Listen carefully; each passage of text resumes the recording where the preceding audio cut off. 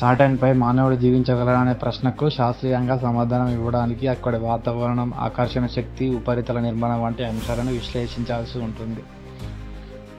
శని గ్రహం సౌరమండలంలోని 6వ గ్రహం. ఇది జూపిటర్ తర్వాత 2వ అతిపెద్ద గ్రహం. ఇది గ్యాస్ గ్రహం కావడంతో దీని మీద ఉపరితలం ఉండదు. శని గ్రహం మీద వాతావరణం తీవ్రమైన గాలి తుఫాన్లతో, అత్యధిక వేగంతో కూడిన గాలులతో ఉంటుంది. ఇది దాదాపుగా గంటకు 1800 కిలోమీటర్ల వేగంతో ప్రయాణిస్తుంది. వర్షం కారణంగా ఇక్కడ వజ్రాలు పడతాయని కూడా అంటారు. ఇక్కడి ఉష్ణోగ్రతలు -178°C వరకు తక్కువగా ఉంటాయి. ఇక్కడ శ్వాస తీసుకోవడానికి ఆక్సిజన్ లేదు, అలాగే శరీరం తట్టుకోలేనంత చలిగా ఉంటుంది. శని గ్రహం యొక్క గ్రావిటీ భూమితో పోలిస్తే 1.065 రెట్లు ఎక్కువ.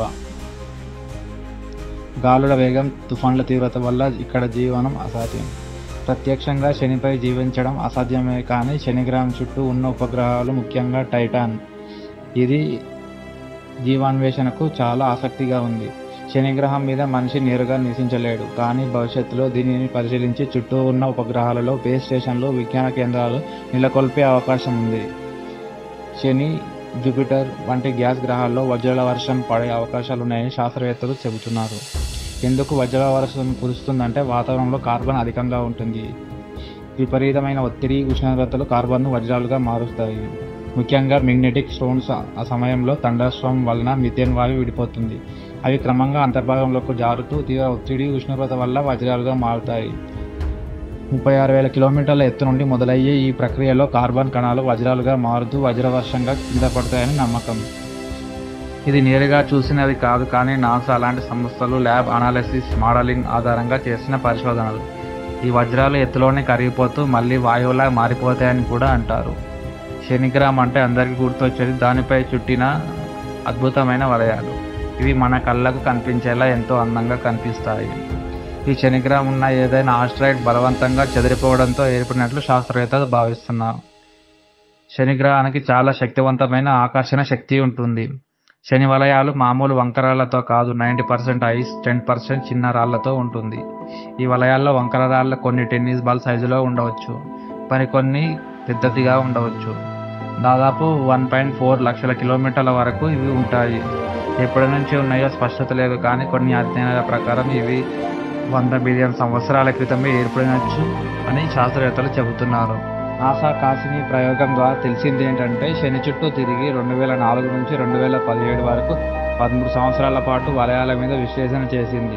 వాటిలో కదులుతున్న చిన్న గ్రహశకలాలు, వలయాల పరిమాణ దశలు ఇవన్నీ కొత్తగా తెలిసొచ్చాయి. అయితే ఇవన్నీ కొన్ని కోట్ల సంవత్సరాల్లో పూర్తిగా మాయమవుతాయని కూడా అభిప్రాయాలు ఉన్నాయి. శనికి 150కి పైగా ఉపగ్రహాలు ఉన్నాయి.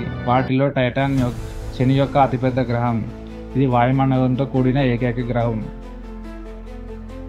టైటాన్ అనేది శని గ్రహానికి చెందిన అతిపెద్ద ఉపగ్రహం. ఇది భవిష్యత్తులో జీవావాస అన్వేషణకు అత్యంత ఆసక్తికరమైన స్థలంగా శాస్త్రవేత్తల దృష్టిలో ఉంది.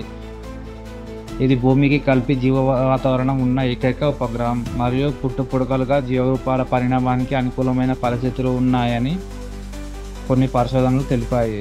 2005లో హ్యూగెన్ స్లైడర్ టైటాన్ మీద విజయవంతంగా దిగింది. అక్కడి వాతావరణం భూమి తర్వాత టైటానికే గాఢమైన వాతావరణంలా ఉంది. ఒత్తిడి భూమితో పోలిస్తే కొద్దిగా ఎక్కువగా ఉంటుంది. తరచూ వర్షాలు పడతాయి, కానీ నీటి వర్షాలు కాదు, మీథేన్ వర్షాలు, అంటే గ్యాస్ వర్షాలు. నదులు, సరస్సులు, మహాసముద్రం లాంటివి ఇవన్నీ ద్రవ రూపంలో కూడినవి. నదులు, లోయలు, మైదానాలు ఇవన్నీ భూమిపై ఉన్న వాటితో చాలా పోలికలు ఉంటాయి. నాసా 2007లో డ్రాగన్ మిషన్ అనే ప్రయోగాన్ని ప్రారంభించనుంది. ఇది టైటాన్పై డ్రోన్ వాహనం సాయంతో చుట్టూ తిరుగుతూ అక్కడి వాతావరణాన్ని, అలాగే అక్కడ రసాయన కాంపౌండ్లు, భౌగోళిక నిర్మాణం వంటి పరిస్థితులపై అంచనా వేయనున్నది. టైటాన్ అనేది భూమి వెలుపల జీవరూపాల కోసం శోధనలో ఉన్న అత్యంత ఆశ్చర్యకరమైన ప్రపంచం. దీనిపై రసాయనిక, భౌగోళిక మరియు వాతావరణ విశ్లేషణ ద్వారా మన జీవనానికి అనుకూలమైన వాతావరణం ఉండొచ్చా అని తెలుసుకోవడానికి చేసే ఒక ప్రయోగం. భవిష్యత్తులో ఇది నివాసానికి అత్యంత ముఖ్యమైన గమ్యంగా మారొచ్చు. చాలా మంది సబ్స్క్రైబ్ చేసుకోకుండానే చూస్తున్నారు. మీరు కొత్త ఇంట్రెస్టింగ్ విషయాలు మిస్ అవ్వకూడదంటే సబ్స్క్రైబ్ చేయండి.